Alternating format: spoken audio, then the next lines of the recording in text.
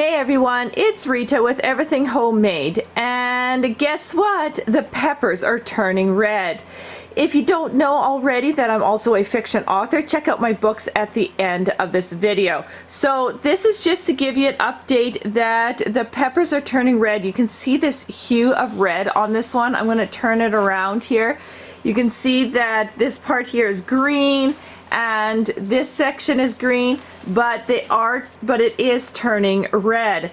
And this one here is one of my biggest ones, and I'm going to let it turn solid red and then leave it on the plant for about a week to 2 weeks after it's solid red, so I know the seeds are mature. And pepper seeds are really easy to keep. You just cut open the peppers, take the pepper seeds out and dry them. No need to rinse them in water or anything like that. Just dry them, and then they're ready to go. So you can see there in the background there's some little ones turning red. If you take a look at this particular pepper here, you can see the bottom right there is just starting to turn red, and that's pretty typical. Usually peppers will turn red from the bottom and then creep their way up.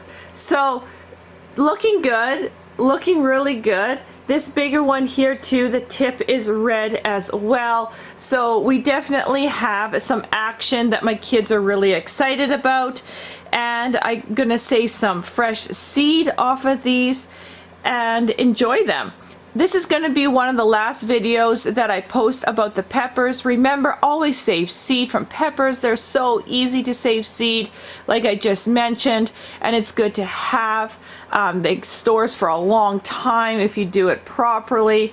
And just remember that continue to water them and enjoy eating them after.